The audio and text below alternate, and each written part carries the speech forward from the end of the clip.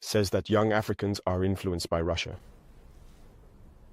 It said, and if you listen to Western media, they spend all their time lying.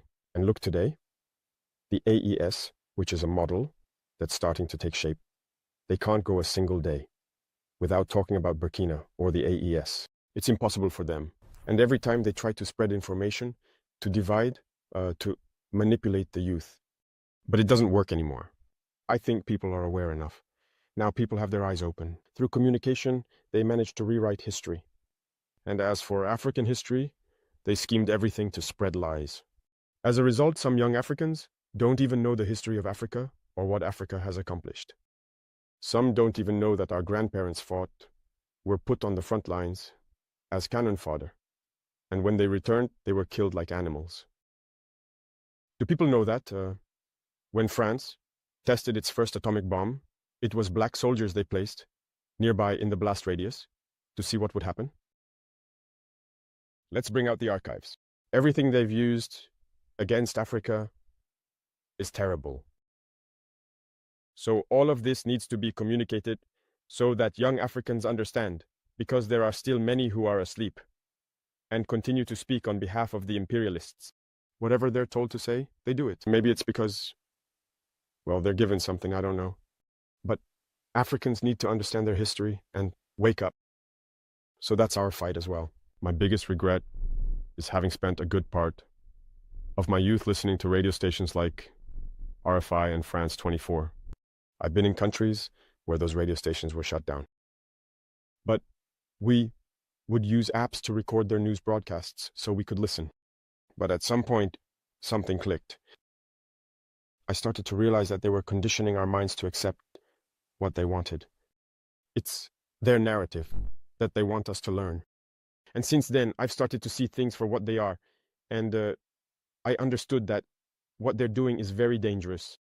And today, more than ever, I realize that they have conditioned the minds, especially of Africans. So, you can play a big role in awakening the consciousness of young people so that people understand how the world works and don't let themselves be led astray by those people.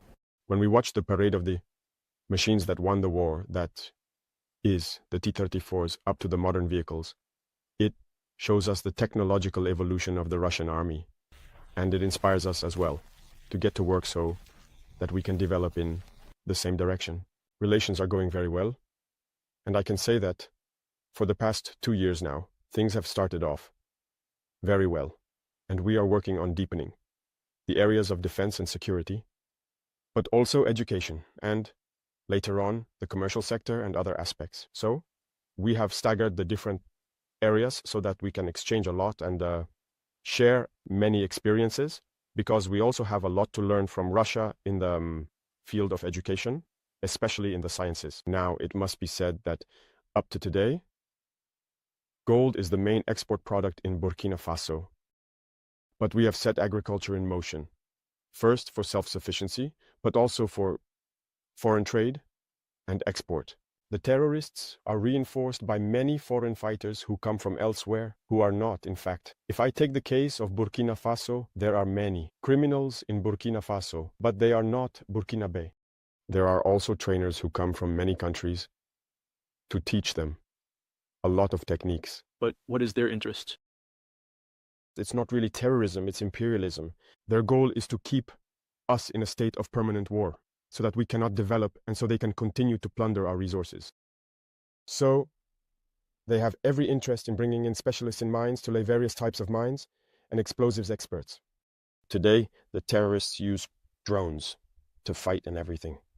So, these are professionals from certain countries who come to teach them all of this. All of this is to keep us in a state of insecurity. But we are aware of the situation. We adapt each time to their methods of operation, and we will continue the fight until we have recovered the entirety of the Sahel. So, all the countries that are fighting today for their more economic independence, we are trying to collaborate better with these countries, because it is a form of oppression by imperialism. It is necessary for those who are oppressed to unite in order to confront this hegemony. So, we are moving forward gradually.